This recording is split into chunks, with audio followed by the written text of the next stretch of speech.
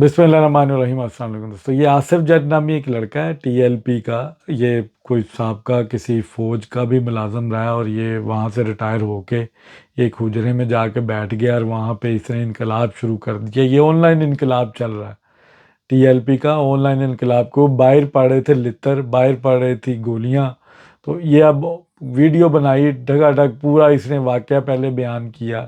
اس جاہل بندے نے، اس کی ذہنی حالت ٹھیک نہیں تھی، اور کبھی اپنے بچوں کو ڈال بنایا اس نے، اور پھر کہیں چھپ گیا کسی مسجد میں، سمندری میں کسی گاؤں میں، 40 چک کا نام لے رہا بار بار، وہاں پہ چھپا رہا، تھریٹن کرتا رہا مریم نواز کو، لوگوں کو پرووک کرتا رہا، اسلحہ لے کے آؤ، 40 چک کا لیو، اے آ رہے نے تسی اسلحہ یہ جو بھی آئے مار دو اس کو۔ اور یہ اتنی پاگل پن میں یہ جا چکا تھا، اس حالت میں تھا، اس کو کچھ سمجھ نہیں آ رہی تھی۔ پھر آہستہ آہستہ جب اس کو سمجھ آئی کہ اب معاملات خراب ہیں، پھر اس نے رونا دھونا بھی شروع کر دیا۔ لیکن ریاست نے فیصلہ کر لیا تھا کہ اس بندے کے ساتھ تو پہلے نبڑے نا، جو بڑا پرووک کر رہا ہے، آئیڈینٹیفائی کر کے اس کو پھر انہوں نے مارا۔ اب 23 ارب سے زائد کے ساتھے، 23 ارب 40 کروڑ کے ساتھے منجمد ہوئے ہیں جناب ٹی ایل پی کے۔ یہ اتنی بڑی ٹیرر فنانسنگ اس کو کس نے کی؟ 92 سے زیادہ ایزی پیسے کے اکاؤنٹ اور اس طرح کے جو جائز کیش تھے وہ منجمد ہوئے ہیں، اور اس طرح کے باہر جو ان سے پراپرٹیز وہ منجمد کی گئی ہیں، سونا بھی ہے اس میں، فورن کرنسی بھی ہے۔ یہ اس ذہنی مریض جیسے لوگ بیٹھے، اور کچھ پاکستان مخالف لوگ جو پوری دنیا سے ان کو فنانسنگ کرتے تھے، ان کو بالکل اب بلاک کر دیا گیا ہے۔ یہ سوچ پاکستان کو لے ڈوبے گی۔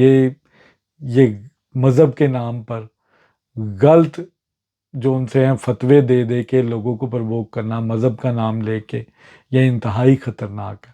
اور یہ کام ٹی ایل پی نے بڑے اچھے طریقے سے کیا، کیونکہ اس میں ان کا اپنا ذاتی ایجنڈا ہے، فائدہ ہے، گاڑیاں ہیں، اب بڑے بڑے مکان ہیں، پھر پروٹوکول ہے، لوگ آپ کو چومتے ہیں، تو یہ ایک بزنس بنا لیا اور اس کو ریاست کے خلاف یوز کیا۔ یہ فیض حمید صاحب جیسے لوگوں کا جتنی لعنت بھیجیں آپ کم ہے، جنہوں نے ان چیزوں کو پاکستان میں انٹروڈیوس کروایا اور ریاست کو کمزور کیا۔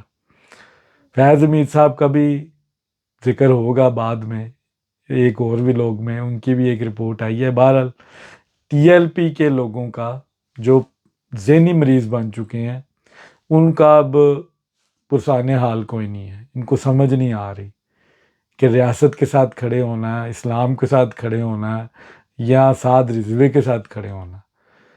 پہلی چیز ہی ان کی غلط تھی جو انہوں نے مرید کے والا انسیڈنٹ کو یہ روتے ہیں، جس کو یہ اسرائیل کے ساتھ ریلیٹ کرتے ہیں، تو غزہ کے ساتھ ریلیٹ کرتے ہیں۔ وہاں پہ امن معاہدہ ہو گیا، لیکن یہ روڈوں پہ نکلے ہیں، ان کو پتہ ہی کوئی نہیں، کیونکہ ان کے لیڈر نے کہہ دیا کہ بس اب جان دینی ہے۔ وہ خود تو بھاگ گیا، لیکن ان کو پیچھے چھوڑ گیا، اور یہ لڑتے میں رہے۔ ان کو سمجھ نہیں آ رہی، تو ان کو بڑی جلد سمجھ آ جائے گی جب آصف جٹ جیسے لوگ نشان عبرت بنیں گے، باقیوں کے سافٹ ویئر اپڈیٹ ہوتے رہیں گے۔ یہ پاکستان جس مینٹل ہیلتھ سے گزری ہے ٹی ایل پی، ان کو چاہیے اپنا ذہنی طور پہ ریاست کو چاہیے ان کا علاج کرے، تاکہ یہ فتنہ ہمیشہ کے لیے ختم ہو۔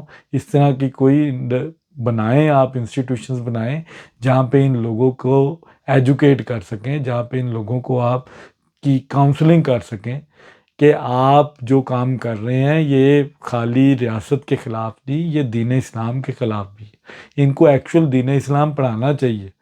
پوری دنیا میں عالم اسلام کے ٹھیکیدار نہیں ہیں جتنے پاکستان میں بیٹھے ہیں، اور یہ سمجھتے ہیں کہ ہم سے زیادہ اسلام کوئی نہیں جانتا۔